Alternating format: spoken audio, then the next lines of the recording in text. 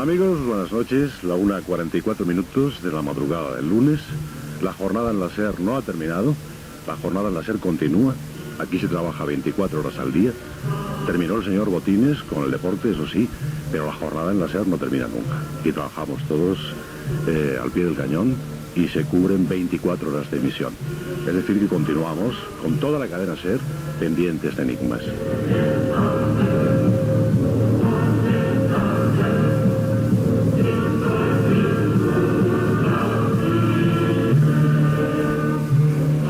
Bien, esta noche, como saben ustedes, hablábamos de que 1984 sería un año posiblemente propicio para los ovnis, según las estadísticas de algunos estudiosos, como es el caso de Antonio Rivera y de otros autores, pero a mí me gusta más mencionar a los autores españoles, porque los otros autores no me interesan demasiado.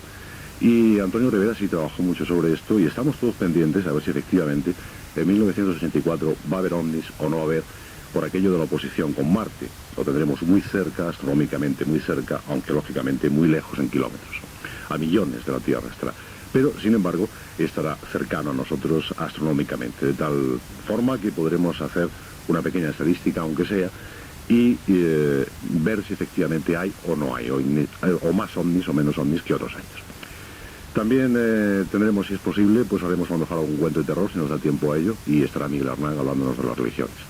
Pero nos han pedido algo muy especial, y es que reprodujéramos aquellos sonidos especiales que traíamos, y esta noche traemos uno muy especial para ustedes. Uno muy especial que suele sonar en las madrugadas, en las noches.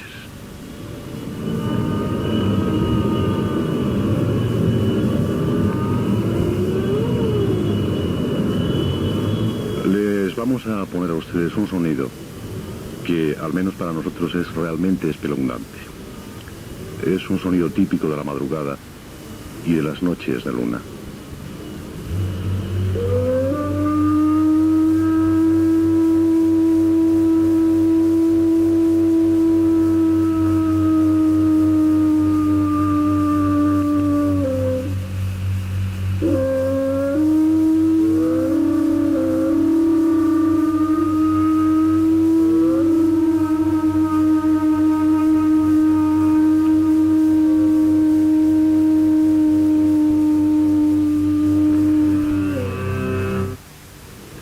Naturalmente era el lobo. El lobo es el símbolo del valor entre los egipcios y romanos y guardián de muchos monumentos. Consagrado a Apolo, participaba de los mismos honores que el perro, ya que tiene el mismo origen. Los egipcios creían que Osiris había tomado su forma para socorrer a Isis y a Horus contra Tifón. En los misterios escandinavos, el postulante asumía el nombre de Gilfe, que significa precisamente lobo.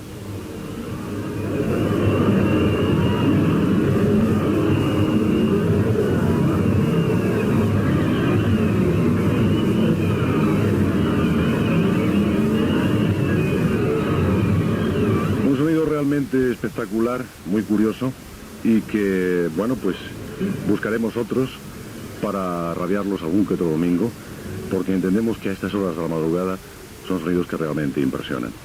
Pero vamos a pasar al primer tema de la noche y lo vamos a hacer hablando de ovnis y planteando de alguna manera pues lo que tantas veces hemos dicho aquí y que vamos a repetir hoy con más calma y más tranquilidad, pues no tenemos prisa ninguna, y vamos a hacerlo pasando preguntas que ustedes mismos han enviado y tratando de responderlas de una forma racional y desde luego sin dejar que nuestra mente pues vague ni divague. José Luis Velasco va a interpretar las preguntas de los oyentes y yo las iré contestando, naturalmente no según mi criterio, sino recurriendo a las fuentes tradicionales y sobre todo a la lógica, a la razón, porque cuando hablamos de ovnis tenemos que darnos cuenta de muchas cosas y vamos a intentar aclarar algunas esta noche. Hola José Luis. Hola, buenas noches. Hay una primera pregunta muy curiosa y la verdad es que generalmente solemos considerar el fenómeno ovni como un tema específicamente occidental, conectado con nuestra cultura y nuestro tipo de civilización, pero ¿esto es cierto? No, no lo es, y además esta pregunta se la han hecho miles y miles de científicos, porque hay que aclarar que aunque la investigación ovni aparentemente está en manos de aficionados, no es así. porque todas las potencias del mundo, luego hablaremos de ello, se ocupan de los ovnis, y no es privativo del mundo occidental, ni muchísimo menos. Este tema ya también se lo plantean los orientales, en este momento ya se lo plantean los países orientales. En la antigüedad, desde luego, también se lo plantearon porque han dejado mucho escrito sobre esto. Antes se nos decía que el fenómeno ovni era un invento de Occidente, era un invento para distraer a las masas, pero gracias a algunos investigadores, como es el caso de Andreas Faber-Kaiser, que consiguió una documentación muy extensa, pues sabemos que en Rusia el fenómeno ovni interesa mucho, interesa a unos altísimos niveles, pero desde luego lo que sí está claro es que allí es materia no reservada como en España, sino absoluto secreto de Estado. O sea, en Rusia no se puede reunir nadie a hablar de ese tema porque es un tema que afecta a la defensa nacional y entonces no se puede hablar ni en un bar, ni en una cafetería, ni se publican libros, ni se publican artículos. Rarísima vez ha salido algo en algún periódico, pero generalmente no se toca, públicamente no se toca. Y hay también casos en China, hay casos en África, en suma hay casos ovni en el mundo entero, eso desde luego. Lo que ocurre es que, bueno, y sobre todo en la antigüedad hay cantidad de datos, de detalles absolutamente impresionantes y que se han recogido en viejos documentos. Lo que ocurre es que, claro, la gente pues buscaba nombres y buscaba nombres de la época para ponerle aquello algo. Les llamaban escudos volantes, les llamaban carros de fuego, les llamaban naves de algún tipo, pero no les llamaban ovnis porque no tenían ni idea.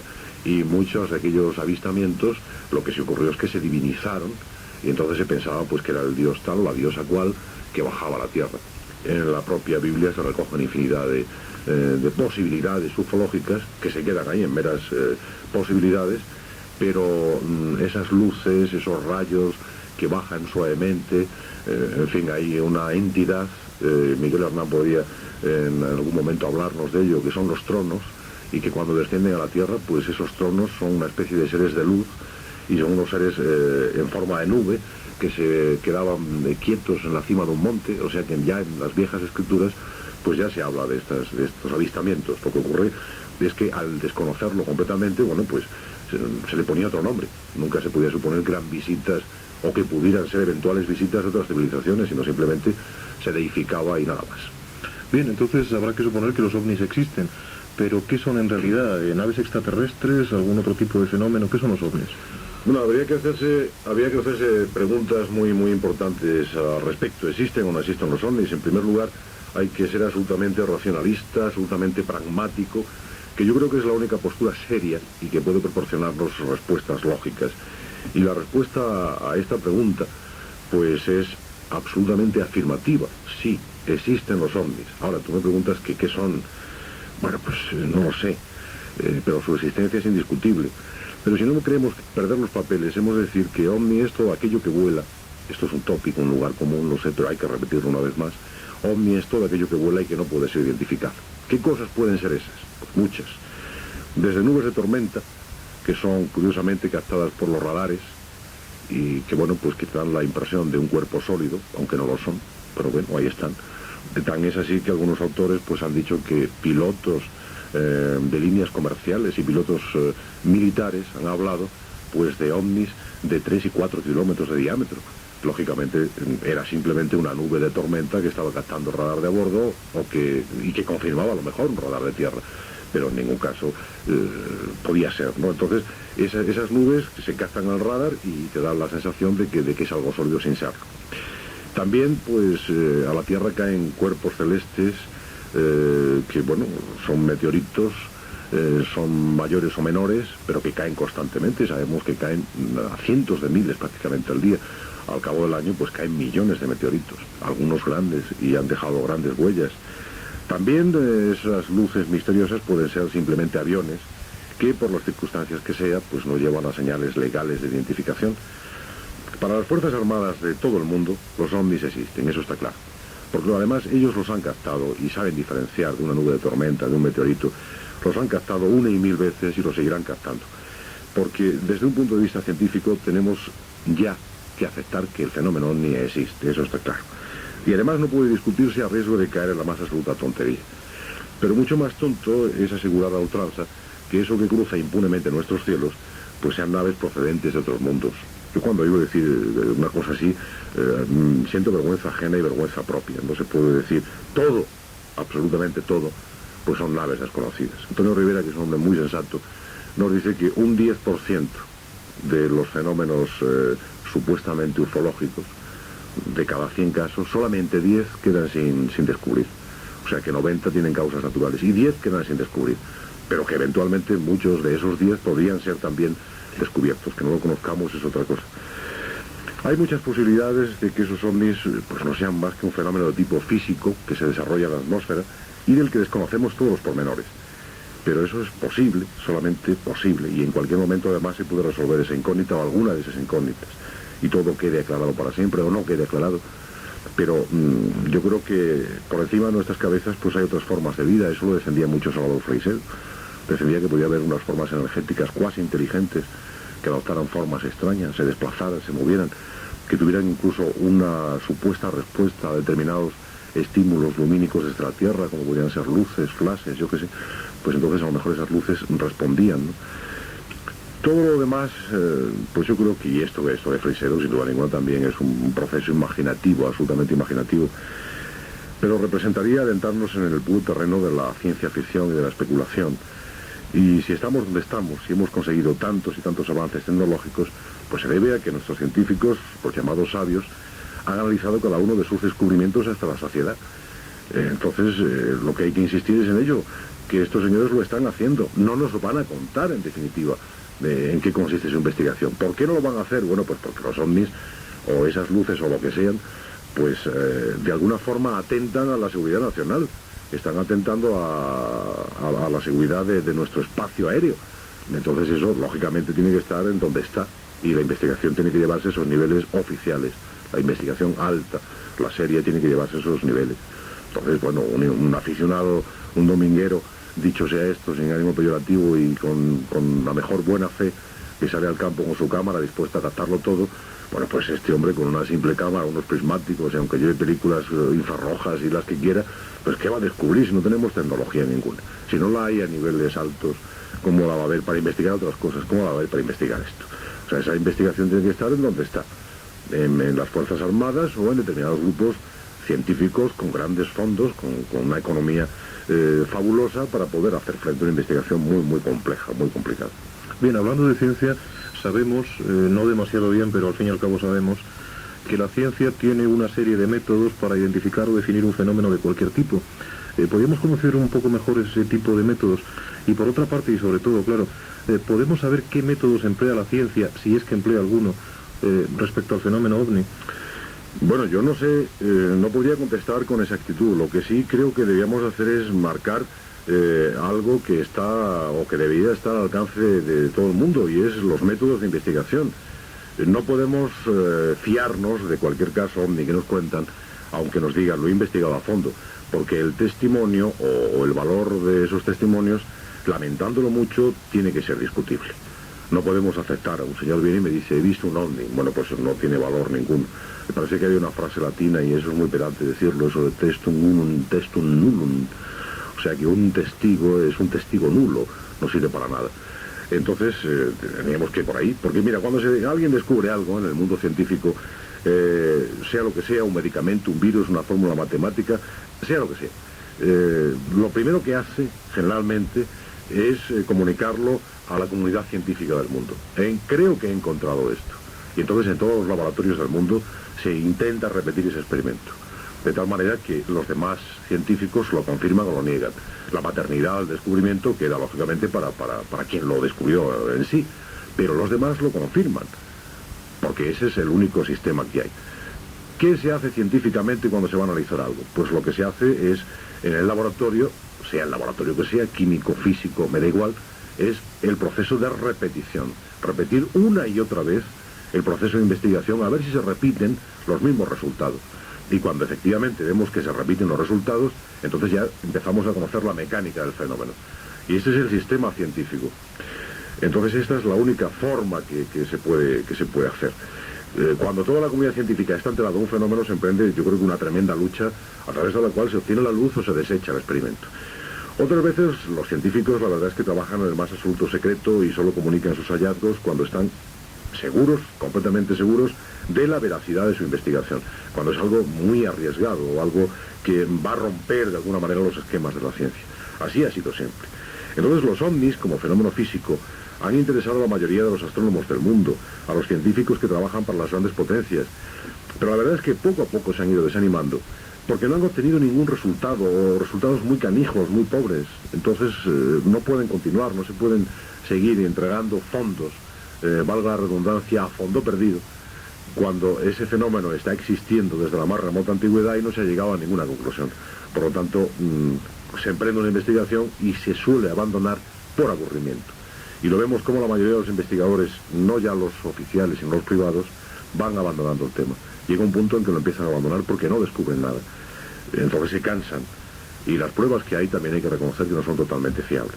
El hecho de que nos digan que de cada 100, 90 son causas naturales o demostrables. 10 se quedan en el más tremendo enigma. Muy bien, pero eso es un enigma, pero eso no demuestra nada. Entonces hay que tener en cuenta también que unos nos dicen que son simplemente luces, otros que son naves circulares con una altísima tecnología, inimaginable para el hombre de la Tierra. ¿Cómo podemos pasar de una luz, simplemente una luz, a una cosa una luz cuasi mágica, a algo tecnológico con ventanitas, tornillitos, lucecitas? Arranco yo cartel no sé por qué muevo tanto las manos. Y la verdad es que no, seguimos hasta las 3, perdón, esto siempre lo hago el paréntesis, aunque sean las 2, seguimos hasta las 3. Entonces, este es el tema, que hay mucha leyenda, que los científicos a lo mejor dicen que tienen un ovni en su poder. Bueno, yo no me lo termino de creer, esto me parece realmente curioso. Hay todo un libro que se llama El Incidente, donde nos cuentan la historia de unos ovnis que cayeron accidentados y que los cogieron. Antonio Rivera lo recoge también en su libro Máquinas del Cosmos. Bueno, pero seguimos jugando a la teoría. No hemos visto esos ovnis, no hemos visto esos cadáveres de supuestos extraterrestres. Entonces, como no lo hemos visto, no podemos decir que efectivamente existen. Las pruebas parecen confirmarlo, pero solo lo parecen. Entonces, si hiciéramos un juicio a través de todos los sistemas jurídicos del mundo, no podríamos demostrar la existencia de los ovnis, pero tampoco podríamos dejar de demostrarlo. O sea que sería el eterno dilema. Bueno, en cualquier caso, tú ya has esbozado un poco algunas teorías. ¿Qué teorías se han formulado ya, pues científicas, especulativas o abiertamente fantásticas respecto al fenómeno ovni? Bueno, hay, como es lógico, cantidad de teorías. Cuando no se sabe nada de algo, no se sabe nada en absoluto de algo, o se sabe muy poquito, naturalmente hay muchísimas teorías. Hasta que se descubre, entonces no hay más que una, que es la auténtica. Entonces ya no es teoría, sino que es un axioma, y se acabó. La primera y principal, yo diría que es lo de naves procedentes de otros mundos. Esto, lógicamente, es pura especulación. Desde un punto de vista racional, aunque las pruebas avalen esta teoría. Las pruebas, valorándolas, pues no sé, de una forma ponderada incluso, ¿no? Bueno, pues posiblemente, ¿por qué no? Llegaremos más adelante a teorías de la posibilidad de vida en otros mundos. Pero de momento la de que vengan hasta aquí es muy peliaguda, es muy seria. ¿Por qué van a venir hasta aquí? Yo no veo ninguna razón importante. Hay una fundamental, ¿no? Este planeta tiene agua y en el sistema solar no hay ningún otro que tenga agua, ¿no? Este planeta tiene electricidad y en ningún otro planeta, pues, que esté deshabitado va a haber electricidad artificial, digamos, si es que este término es válido. Quiero decir, electricidad manejada por el hombre. Se han visto a veces extraños discos luminosos que se ponían en las cercanías de redes de alta tensión y parecía que estaban absorbiendo realmente energía de esos gruesos cables. Cuando el famoso apagón de Nueva York de 24 horas exactas, pues parece ser que se vieron ovnis, supuestos ovnis, absorbiendo energía de aquellas redes de alta tensión, ¿no? Entonces esa podría ser una posibilidad. Bueno, pues esto es una especie de estación de servicio donde se puede coger todo gratis, además, porque nadie les va a cobrar por el agua, y a ver quién les cobra la luz que nos quiten, a ver quién es el valiente que suba allí a pasarles un recibito, ¿no? Entonces es imposible, ¿no? Pero que es una de las teorías que se pueden manejar. Bueno, de acuerdo, de otros mundos, ya llegaremos a ese tema. Fenómenos físicos de la atmósfera. Esta es pura especulación, y yo creo que la más la ha manejado, como decía antes, es Salvador Freixedo, diciendo que son, pues, no sé, unos seres cuasi angélicos o cuasi demoníacos, no lo sé. Es una postura especulativa, totalmente especulativa. Pero claro, tampoco lo podemos negar, porque tengamos en cuenta una cosa: Si en la Edad Media nos hubieran dicho que existían los microbios y los virus y nos hubieran explicado cómo eran, ninguno de nosotros hubiéramos creído en ello. ¿Por qué? Porque no teníamos la posibilidad de verlo. ¿Qué ocurre? Que un panadero, porque fue un panadero además, me parece que holandés, el hombre va e inventa el microscopio, lo descubre un juego de lentes a través del cual, bueno, pues se veía todo muy aumentado y empieza a encontrar cantidad de cosas. Entre ellas, pues microbios, perdón. Los virus no son visibles con un microscopio óptico, solamente se pueden ver con un microscopio electrónico. Pero, bueno, pues se descubrió otro nivel de vida que era desconocido, totalmente desconocido. Entonces, a lo mejor, si dispusiéramos de la tecnología suficiente, que no se ha inventado tal vez, para descubrir esas entidades que supuestamente están viviendo en la alta atmósfera, pues entonces a lo mejor lo teníamos ya ahí, teníamos la explicación. Viajeros del tiempo. Esta es una teoría muy, muy bonita que, fíjate que se nos dice ni más ni menos que son viajeros del tiempo y posiblemente procedentes de la Tierra. O sea, esto ya es demasiado. Viajeros del futuro que vuelven al pasado para conocerlo en profundidad. Es, yo creo, la teoría más descabellada, porque esto es ya entrar de lleno en el mundo de la ciencia ficción, y esto no es más que un género literario, yo diría que ya antiguo, un género muy respetable, desde luego, y que, bueno, ha dado grandes novelas, grandes obras. A mí me encanta la ciencia ficción, me divierte mucho y sé que hay muchos seguidores de la ciencia ficción, pero, bueno, no es más que eso, ciencia ficción, la propia palabra lo dice. Hacemos ficción con los elementos científicos que más o menos conocemos. Ahora también, aparte de libros, también hay ciencia ficción cinematográfica. Ahí tenemos la Guerra de las Galaxias y todo eso, ¿no? El ET. Y, bueno, pues yo creo que ET, precisamente la película ET, ha puesto el fenómeno ovni a la altura de las circunstancias y le ha dado un punto de realidad. De la misma forma que antes se justificaban la existencia de hadas, de sirenas, de elfos y de tantos y tantos seres, tú eso sabes mucho a través de Tolkien, pues ahora con ET se le da también ya forma a los extraterrestres, ¿no? De cualquier forma, lo que sí está claro es que el mundo entero está impresionado con ese tema y lo sigue. Otra teoría, y esta es bastante plausible, pero todavía no demostrada, la posibilidad de existencia de plasma, de nubes de plasma. La nube de plasma, pues como tantas y tantas cosas, por ejemplo partículas que se han ideado matemáticamente pero que no se podía demostrar su existencia, porque son partículas que nacieron cuando se creó el universo, pero que se extinguieron, partículas atómicas, subatómicas, yo qué sé, pero que desaparecieron. Entonces ahora cuando se reconstruye aquel Big Bang inicial de la creación del universo, pues efectivamente en el laboratorio aparecen partículas que se habían imaginado, pero que no se habían podido jamás capturar. Y ahora al reproducir en un laboratorio se capturan. O sea, son energías que vivieron y que desaparecieron. La nube de plasma yo creo que no se ha podido todavía demostrar su existencia, pero posiblemente, estoy cogiendo un tono político extraño, parezco totalmente que un político hablando. Al final de la frase, y me da miedo esto, no sé por qué cuando hago una frase larga termino en político, pido perdón por ello. Teoría, nubes de plasma, teoría plausible, pero no demostrada. Rayos en bola, eso es una cosa muy graciosa, el rayo en bola. Ese es un extraño fenómeno que ha de producirse lógicamente en tiempo de tormenta y que según algunos críticos es mucho más difícil de ver que un auténtico ovni en el sentido platillista de la palabra. O sea que el rayo en bola, ¿quién ha visto un rayo en bola? ¿Quién ha fotografiado un rayo en bola? Yo no lo he visto jamás, nunca. Tampoco he visto un ovni seguramente, bueno, pues muy bien, pero entonces tampoco me creo el rayo en bola. Y cuando los científicos se ponen burros y empiezan a decir que no al ovni, que no, yo les digo que no al agujero negro. Si ellos no se ven el ovni, ¿por qué voy a creer yo el agujero negro? Y porque ellos me lo demuestran a mí, ¿cómo me lo pueden demostrar? Ellos dicen, el día que capturemos un ovni y lo desmontemos en el laboratorio, creeremos en ellos. Yo les digo, el día que me enseñéis un agujero negro, creeré en el agujero negro. Hombre, esto es jugar con las palabras. Qué duda cabe que el agujero negro existirá, seguro que existirá, y a lo mejor el ovni no. El ovni como lo piensan los platillistas. Hay grandes platillistas en este país, grandes seguidores del platillo. Viven de él, vamos, ¿no? No del de pedir, pero el platillo volante de energía. Entonces es lógico que ellos lo defiendan. Yo quiero estar entre uno y otro, escuchando todas las teorías y entienden un montón, pero siendo amigos de los que dicen que sí, de los que dicen que no. El que quiera ser enemigo, allá él. Pero a mí me divierte mucho. Mira, Antonio Rivera estoy seguro que me está escuchando, y si no, su mujer le está grabando el programa y él lo oye mañana. Y estoy seguro que no se enfada para nada con lo que yo estoy diciendo. Todo lo contrario, se sonreirá o se reirá mucho, porque él es así. Bueno, también otra teoría que se maneja es que sean máquinas de guerra, pero de países de la Tierra.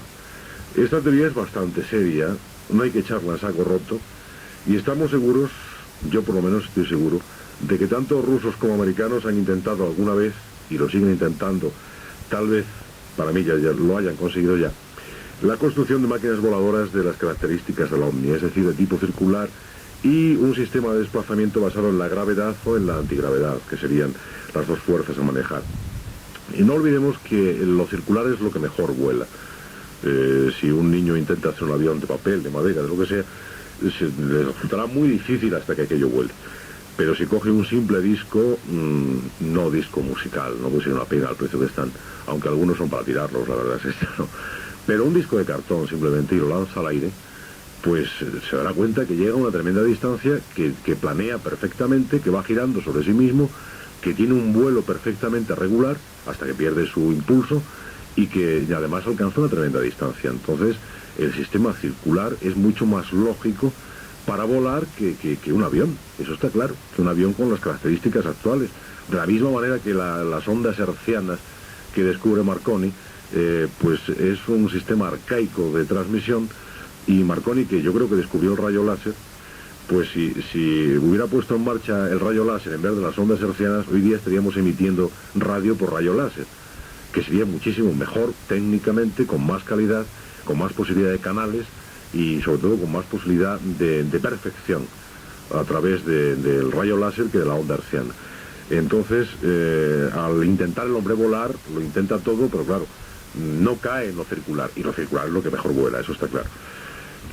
Y así podríamos seguir, yo que sé, pues hay infinidad de teorías, muchas más, tal vez demasiadas, pero yo creo que haríamos interminable la lista. Yo he querido hacer un repaso pues de las más populares.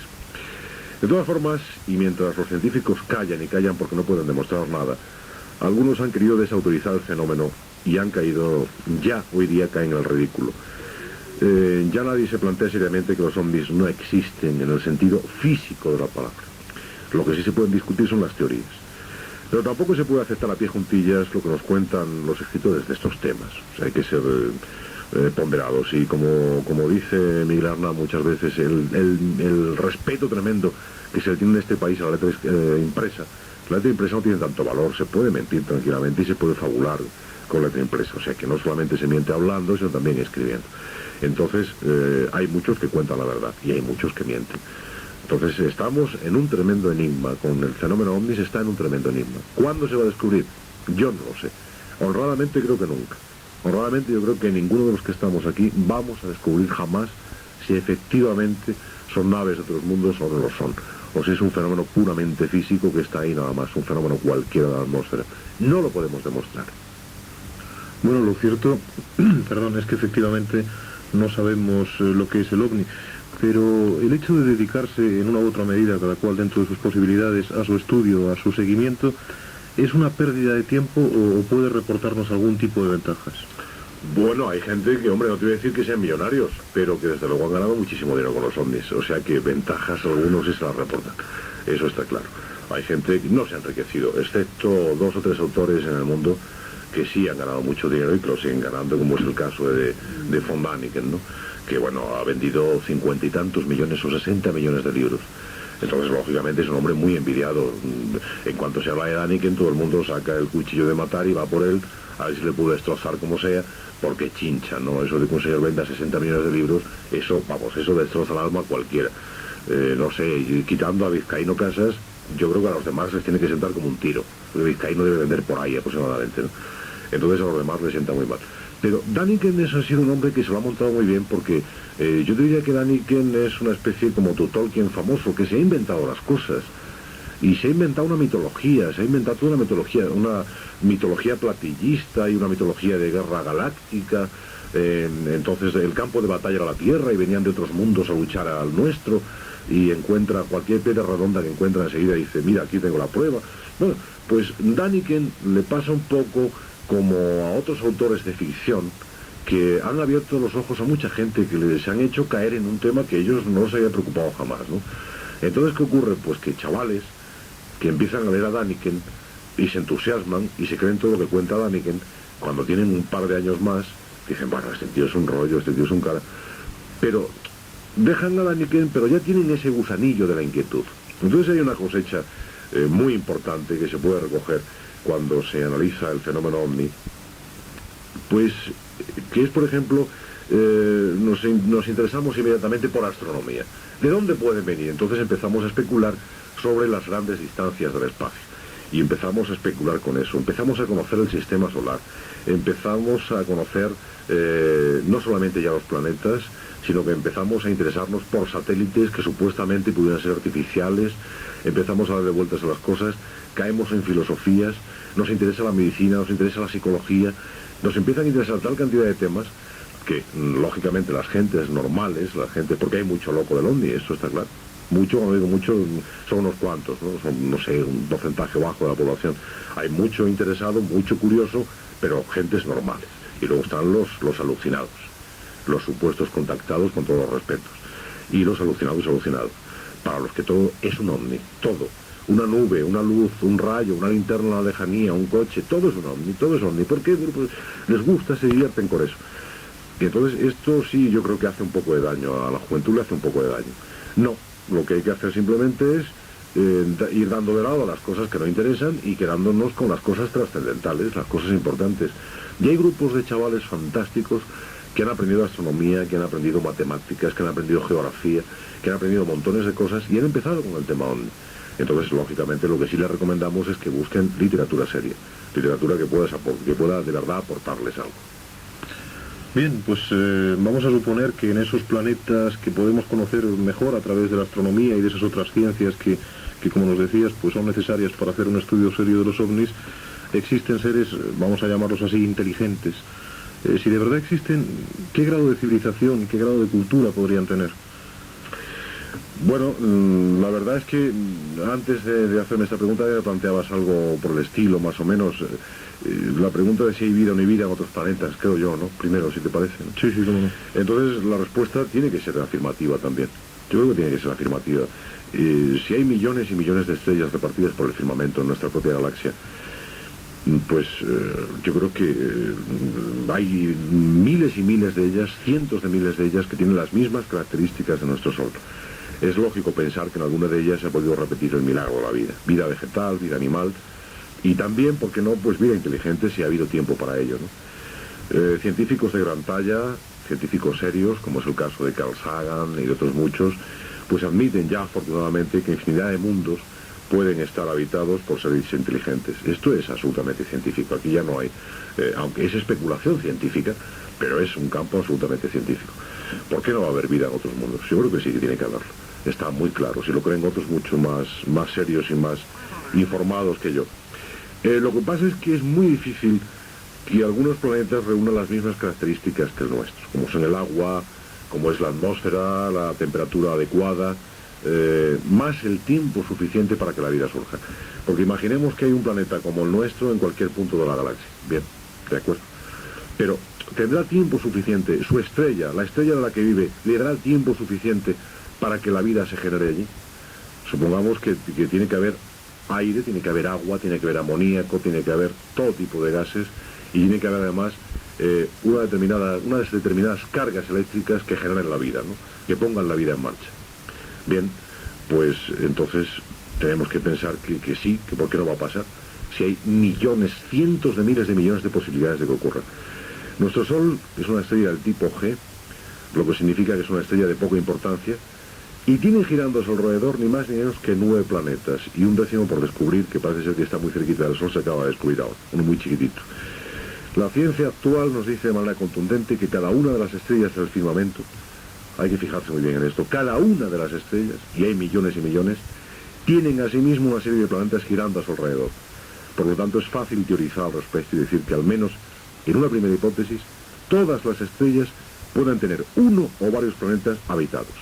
Esto es en pura teoría de trabajo, como es lógico, dejando de lado algunas de las más frías y otras, me refiero a estrellas, frialdad de la estrella, ¿no?, que son tan frías que lógicamente no generan el suficiente calor como para que haya vida en ninguno de sus planetas, y otras excesivamente calientes, lógicamente pues el fuego de esa estrella llegaría hasta los confines de su pequeño universo, de su sistema planetario, y no sería posible tampoco la vida. Pero quedándonos solamente con todas las estrellas de tipo G, La G indica una temperatura que corresponde exactamente a 6.000 grados Kelvin.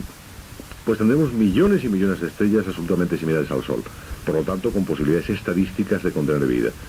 Y si las condiciones que se dieron a la Tierra cuando la vida surgió se han dado en alguno de esos mundos remotos, sin duda en algunos de ellos habrá seres. Pues se pregunten exactamente igual como lo preguntamos nosotros, ¿habrá vida más allá de aquí? ¿Habrá vida en esas luces que veo brillar en el firmamento? Vamos entonces a esa segunda parte de la pregunta. ¿Qué nivel de inteligencia pueden tener? ¿Cuál puede ser su cultura, su civilización? Esta es una cuestión realmente importante, porque independientemente de que haya o no haya vida en esos supuestos planetas, hemos de considerar varios factores de la máxima importancia. ¿En qué edad, históricamente hablando, se encuentran los habitantes de esos mundos? ¿Están en la edad de piedra? ¿Son simplemente seres que están saliendo de la irracionalidad, que empiezan ahora a pensar? ¿O por el contrario están mucho más avanzados que nosotros? Han evolucionado tanto que hasta son capaces de visitarnos. La verdad es que nadie lo sabe con certeza y solo podemos movernos en el mundo de las teorías. Pero hay que tener en cuenta también las inmensas distancias que nos separan. Millones y millones de kilómetros. La estrella más cercana, no recuerdo ahora si es Tau Ceti o Epsilon Eridani, pero vamos, más o menos están a las mismas distancias, están a 8 o 9 años de la Tierra. Esto supone que si la luz viaja a 300.000 kilómetros por segundo y desde la estrella más cercana tarda 8 o 9 años en llegar hasta nosotros, desde Tau Ceti o Epsilon Eridani tarda de 8 o 9 años en llegar esa luz a nosotros. La verdad es que si hacemos la cuenta de kilómetros no nos caben, en un cuaderno entero no nos caben los ceros que nos salen. No podemos hacer el viaje, entonces no sabemos si habrá vida o no habrá vida, no lo podemos saber seguramente nunca. Yo creo que el hombre está condenado a vivir en su sistema solar, por lo menos. Ya sabemos que es capaz de salir de la Tierra, sabemos que es capaz de enviar máquinas fuera del sistema solar. Pero ahora mismo las Pioneer que están viajando ya fuera, alguna de ellas me parece que está ya fuera del sistema solar, bueno, hasta que se acerque a algún punto donde haya algo, pues pasarán a lo mejor 40 o 50 millones de años. Dentro de 40 o 50 millones de años, suponiendo que estemos aquí, ¿quién se va a acordar del Pioneer? Nadie en absoluto. Entonces, difícilmente vamos a comprobar si hay o no hay vida en esos planetas. Yo creo que nos es prácticamente imposible visitarlos, físicamente visitarlos. Tenemos que seguir trabajando con teorías y nada más, no podemos hacer otra cosa. Bueno, hay quien quizá tratando de salvar esas distancias físicas reales trata de comunicarse con los supuestos extraterrestres a través de métodos parafísicos como la escritura automática, etcétera. Y otra gente más práctica, más científica, lo intenta a través de la radio. De hecho, hemos oído hablar de ciertas captaciones de ruidos cósmicos, incluso de algunos sonidos que tenían apariencia de mensajes. ¿Podríamos comunicarnos por radio con otros planetas? Bueno, vamos a quedarnos con Tau Ceti y calculamos, no sé si estoy en lo cierto o no, 9 años luz de distancia. Si nosotros enviamos una señal radio dirigida a Tau Ceti, tardará 9 años en llegar. Desde la Tierra a Tau Ceti, 9 años. Supongamos que en Tau Ceti hay algún planeta habitado y que tiene tecnología suficiente o hemos coincidido tecnológicamente y es capaz de captar ese mensaje. Porque si están, en vez de trabajando con ondas hertzianas, están trabajando con láser o con cualquier otro tipo de radiación, pues lógicamente nuestra señal radio ni les llega. Pasa por delante de ellos y no la captan. Vamos a suponer que trabajen con el sistema hertziano, que capten nuestro mensaje radio, enviado por un radiotelescopio, desde luego, nunca por una antena vulgar y corriente, por un radiotelescopio. Bien, analizan nuestro mensaje. Vamos a suponer que contesten, que eso es otro tema y muy duro. Vamos a suponer que contesten. Tardaría su contestación después de pensarse muy bien, pero tendrían que descifrar el mensaje. Después tendrían que calcular si contestaban o no. Y una vez que hubieran decidido contestar, tardaría la señal en llegar a la Tierra otros 9 años, porque al menos en nuestro universo no hay nada que supere la velocidad de la luz. No hay ninguna otra radiación que supere la velocidad de la luz. Lo que ya de por sí entraña 20 años de espera. 9 de ida, 9 de vuelta, 18, 20 años. ¿Quién puede estar 20 años esperando la contestación a una pregunta? Entonces yo creo que tenemos barreras muy concretas. Parece que alguien muy superior a nosotros, muy inteligente, nos ha situado en pequeños universos y nos ha dicho, ahí os quedáis y de ahí no os vais a poder mover. Entonces sí se han captado señales. Hubo un proyecto que lo puso en marcha, entre otros científicos, ahora no recuerdo nombres, pero Carl Sagan también estaba en el proyecto OSMA, Y el radiotelescopio de Arecibo, en Puerto Rico, se dedicó, no fue el de Arecibo, fue otro radiotelescopio gigantesco en los Estados Unidos, no en Puerto Rico. Se dedicó unos días a intentar captar ruidos del espacio, y se captaron muchísimos ruidos. Ruidos, bueno, pues el universo por sí mismo emite ya en frecuencia radio.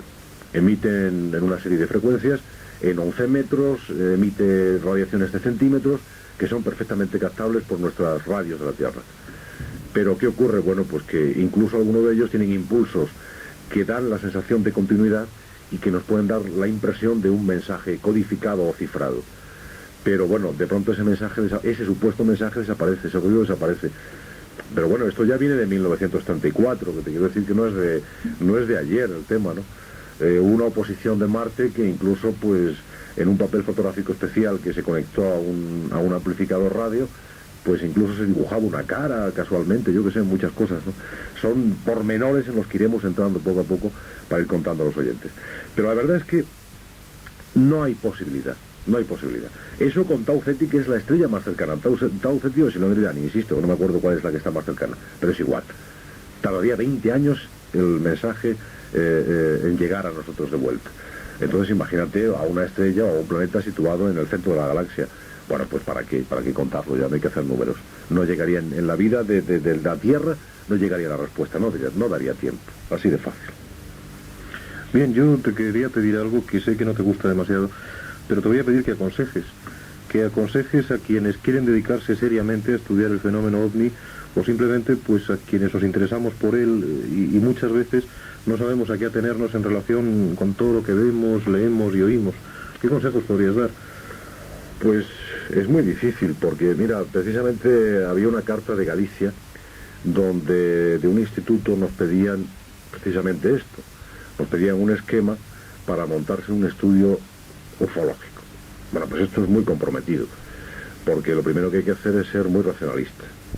Desgraciadamente, porque la imaginación vuela, que es un gusto. Se escapa y no hay quien la contenga. Lo primero que hay que ser es muy racionalista, muy frío. No entusiasmarse, que es lo que hace cualquier científico, no entusiasmarse. Porque si te entusiasmas, entonces ya te ciega, la ilusión te ciega, y no ves porque precisamente el árbol no te deja ver el bosque, ¿no? Entonces lo que hay que hacer es no entusiasmarse. Hay una serie de libros claves, y yo diría que el de Antonio Rivera, El gran enigma de los platillos volantes, que él mismo dice es la Biblia de los ovnis, y es verdad, porque recoge cantidad de cosas.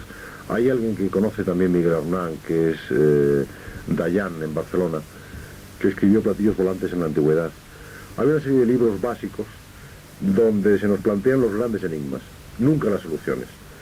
Entonces yo creo que hoy día el estudiar el tema OVNI nos puede proporcionar una gran cosecha científica, tecnológica, en definitiva una gran cosecha cultural. Pero no vamos a llegar a ningún resultado. Que nadie espere que va a tener la fortuna de descubrir nada. No va a descubrir nada.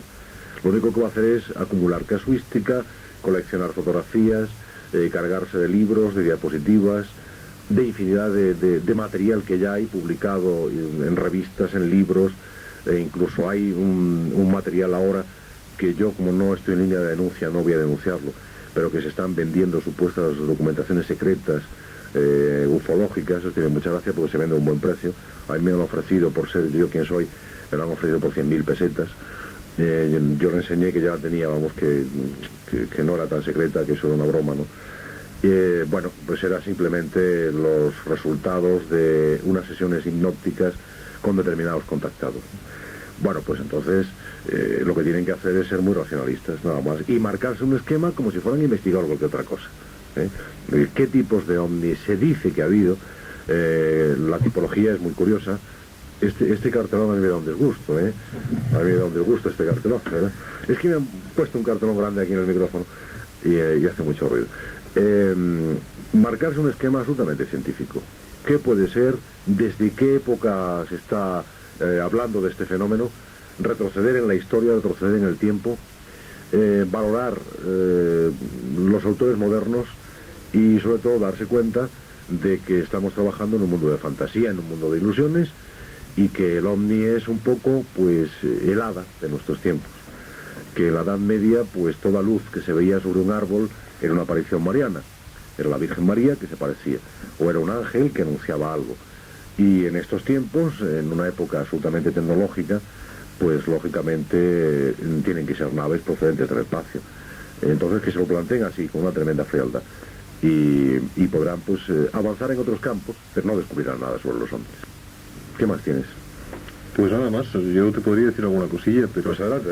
no tiene demasiada importancia. Tú hablabas antes de los planteamientos científicos, bueno, que tal y como está la tecnología que hoy por hoy conocemos, hacen imposible la comunicación con otros planetas. Pero tú también decías antes que si nos hubieran hablado hace años de virus, de bacterias, no nos lo hubiéramos creído. Quizá existen otras formas de energía o otras formas de radiación que hoy por hoy no somos capaces de conocer y que tal vez otras civilizaciones más adelantadas que la nuestra sí conozcan. Ya, pero ten en cuenta una cosa, que si la propia luz no es capaz, porque ni siquiera llega a los 300.000 kilómetros por segundo, que no nos alcanza, hemos de suponer que no hay nada que pueda superar esa velocidad. ¿Y si lo hay? Ese es el gran enigma, que lo puede haber. Pero aunque lo haya, incluso a 300.000 kilómetros por segundo que está viajando la señal que estamos produciendo en estos momentos con nuestras cuerdas bucales, esa misma señal que estamos produciendo y que convertimos en energía, pues no es capaz de viajar más de 300.000 kilómetros por segundo. Aún así, que ya sería llegar, pues no, al llegar al centro de la galaxia, imagínate la respuesta a lo que tardaría. Imagínate ya llegar a otras galaxias. O sea, es que yo no puedo imaginarme algo más rápido que la luz. Es más, cuerpos que se supone que estaban viajando a esas velocidades, vemos como los cuerpos muy, muy alejados, ¿no?, de la galaxia, van ya cediendo y van amortiguando su velocidad, ¿no? Esto se ha comprobado a través de determinadas técnicas de observación astronómica, se ha podido detectar. ¿Qué ocurre? Que tal vez en la explosión inicial de nuestro universo, pues los cuerpos serían disparados a una tremenda velocidad, pero van perdiendo ya aquel impulso inicial, y entonces su velocidad va decreciendo. La luz no, la luz sigue viajando a esa velocidad, bien, pero ¿qué es lo que lo puede superar? Ahora sabemos, por ejemplo, partículas que no se ha demostrado que existan, como es el caso del neutrino. El neutrino es una partícula que existe en teoría nada más, porque no se ha podido capturar todavía ningún neutrino. Fíjate si tiene potencia el neutrino, que sería capaz de atravesar una pared de plomo del espesor del sistema solar nuestro, es decir, desde Plutón hasta la otra punta de la elipse de las órbitas planetarias. Eso sería impenetrable para nada. El neutrino atravesaría tranquilamente esa pared de plomo. ¿Pero por qué? Porque es tan pequeño, es una partícula tan diminuta, que pasaría por entre las moléculas del plomo sin rozarlas, en una pared tan gigantesca como sería, pues fíjate, cubriendo todo nuestro sistema solar. Entonces el neutrino pasaría por entre las moléculas de ese plomo sin darse cuenta. El neutrino, caso de existir, está atravesando en estos momentos la Tierra, nos está atravesando a nosotros y no lo advertimos ni él nos advierte tampoco. Y hay una teoría respecto a esto, una teoría fantástica sobre el cáncer. Que existan determinadas partículas que eventualmente pudieran bombardear una célula del cuerpo humano. Y que entonces esa energía fuera la que se desencadenara el cáncer, desencadenara los tumores, determinados tipos de tumores, porque hay otros que se saben más o menos cuáles son las causas de su producción. Y tuvimos una reunión con médicos, con gente muy avanzada, muy abierta, sobre la posibilidad de que hubiera una suerte o mala suerte de rayos cósmicos que al incidir en la célula humana, pues pudiera producir este tipo, un tipo cualquiera de tumores. Y no se desechó. No se desechó porque no se podía desechar esa posibilidad. Porque si ahora mismo cogemos cualquier ser vivo y le bombardeamos con energía, sabemos con energía atómica, vamos, que ahora mismo una central nuclear tiene un escape, tiene una fuga, y sabemos perfectamente que el pobre caballero que esté cerca de la fuga va a morir, si no inmediatamente, va a morir en unas pocas horas, en unos días, en unas semanas, en unos meses, va a morir. Y de hecho hay pruebas de que ha habido ya víctimas de las centrales nucleares. No más que de otras cosas, no más que de una mina de carbón, ni muchísimo menos, pero ha habido víctimas, es decir, una radiación que mata. Entonces puede haber otras radiaciones cósmicas que llegan, inciden en una célula y producen este tipo de problemas. Bueno, ahí está la teoría. Es decir, que energías pueden existir muchas y no las desconocemos totalmente. Pero a mí se me hace muy difícil que cualquiera de esas energías viaje a más velocidad que la luz. Se me hace muy difícil de entender. Y a la ciencia más, porque yo lo que estoy diciendo obviamente no lo he pensado yo. Me estoy limitando a recoger el pensamiento de muchas personas, de otros interesados y sobre todo interesados de un alto nivel científico. Entonces nadie es capaz de imaginar algo más veloz que la luz. Entonces, por ahí no te podría contestar. Sin embargo, la ciencia, y tú hablabas antes de ello, la ciencia siempre nos hace pensar en aquel incidente de Galileo, ¿no? Cuando Sí. se le obligó a jurar de una verdad y él dijo aquel de y sin embargo se mueve, dijo aquello y sin embargo se mueve. Lo curioso del caso, por cierto, es que Galileo también estaba equivocado, porque él creía que el Sol por su parte estaba fijo y no se movía. Perdón, vaya noche. No se movía en absoluto. Realmente es que no sabemos a qué atenernos. Y yo también te preguntaba antes por la actitud que debemos tomar quienes, sin ser, vamos a decirlo así, grandes aficionados al tema, estamos interesados por él, nos sentimos en alguna manera atraídos y sobre todo pues oímos noticias como las que tú sabes que frecuentemente saltan a las páginas de los periódicos y aquí a las antenas de la radio, noticias de ese tipo: ovni avistado en tal sitio, piloto que se desvía. ¿Qué podemos pensar, vamos a decir, las gentes corrientes de todas esas cosas? Bueno, las gentes corrientes tenemos que pensar con la cabeza y tenemos que elegir lo que queramos, porque para eso somos libres, somos seres libres.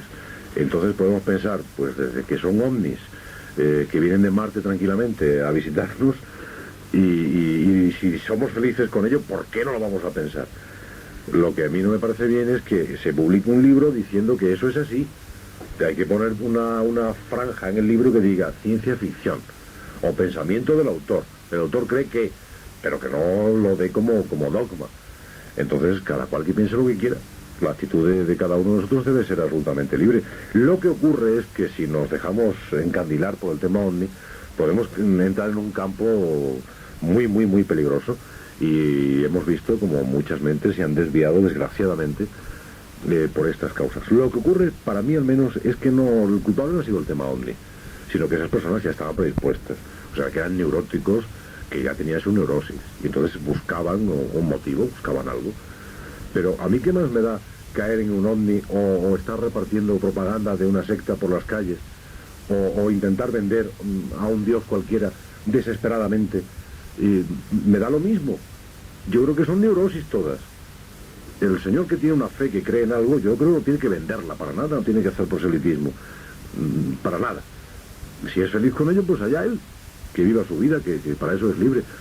Pero lo que no se puede intentar es, pues eso, hacernos como algo ruedas de molino y decirnos que vienen de Marte, que vienen de Venus, que vienen de... Pero vengan de donde quieran, pues muy bien, pues bienvenidos sean. Antes se planteaba un tema que era el contestar o no contestar al supuesto mensaje. Y esto se planteó muy seriamente y ha habido científicos que han dicho, yo no contestaría. O sea, que nada de entusiasmo. Si, por ejemplo, ahora con un radiotelescopio captamos una señal que nos dicen habitantes de la Tierra, atención, somos los energúmenos de Tau Ceti y queremos dialogar con vosotros. Yo creo que lo mejor sería callarnos, no contestar. Yo no he oído nada, yo no he dicho nada, yo no he visto nada, no va a ser que vengan y la líen, ¿eh? Porque que duda cabe que cuando una civilización incide en otra, la destruye, de alguna forma la destruye, al alterarla la destruye. El hombre tiene que evolucionar por sí mismo, tiene que buscar sus caminos por sí mismo y no se puede dejar convencer absolutamente por nadie. Entonces yo no contestaría, y de hecho lo hago muchas veces, no al teléfono lo cojo. No va a ser algún marciano que quiera comunicarse conmigo, no, yo no contestaría, porque creo que es una agresión. Si yo voy a llamar a tu puerta es porque yo busco algo, yo quiero algo. Yo no creo en eso de que vengo cargado de amor y de paz y que mi ovni es la luz, porque ten en cuenta que yo tengo ahí cosas, y tú las has visto, donde nos dicen que el ovni es un Jerusalén, el nuevo Jerusalén, que desciende de los cielos y que viene a iluminarnos y que viene a transportarnos. Se habla incluso de que los ovnis, no sé qué año, porque todos los años parece ser que es este y luego no, que es el otro, se llevarán a 144.000 justos. Los demás matarile, comprenden, los demás, como dice Salvador Frisedo, caña el mono que aguanta tela. Pero se llevarán a 144.000. ¿Por qué 144.000? Yo no comprendo que pueda haber un señor totalmente que sea tan estúpido, tan cretino, que se lleve solamente a 144.000. Y además, ¿por qué se va a llevar a tanta gente? Yo no entiendo, es que creo que el tema da para ponerte serio, para hacer humor, el tema te da para todo lo que quieras.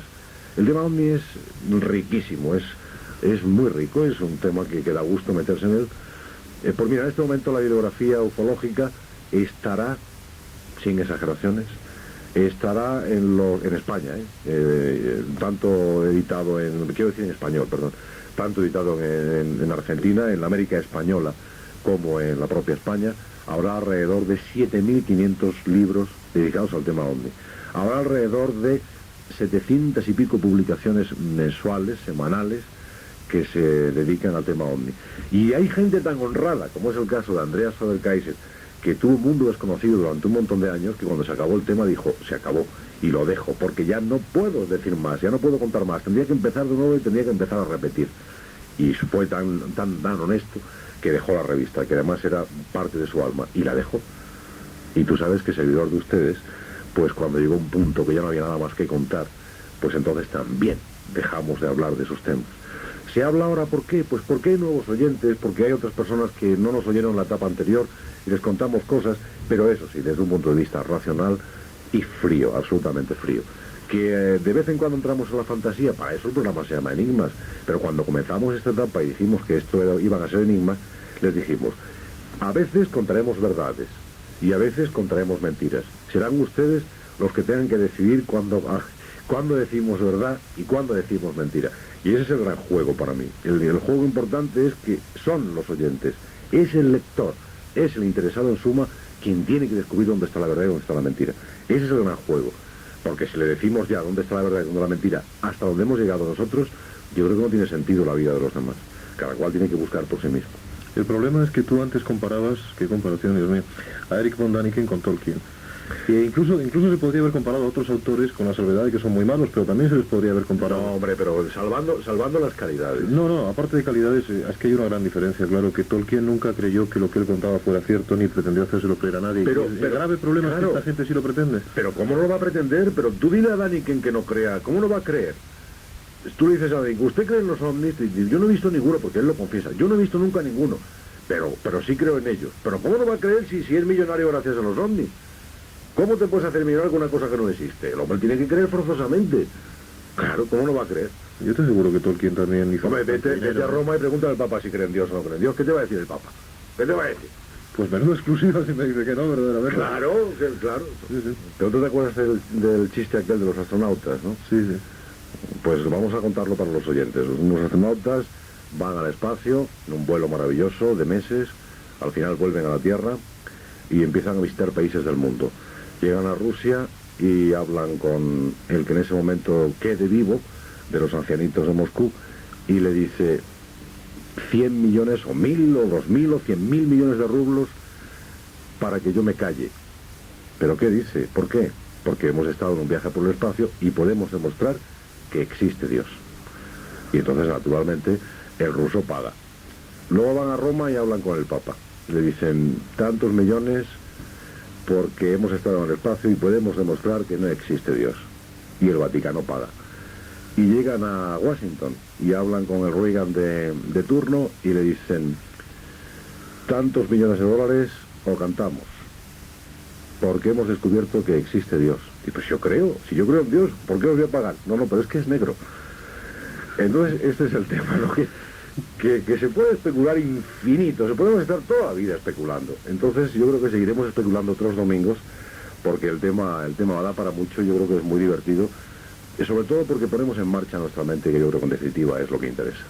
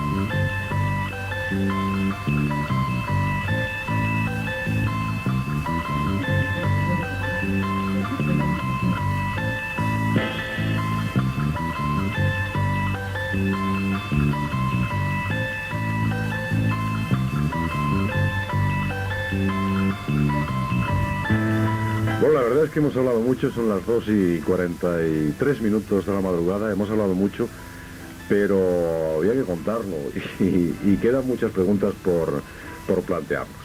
Pero vamos a pasar a otro tema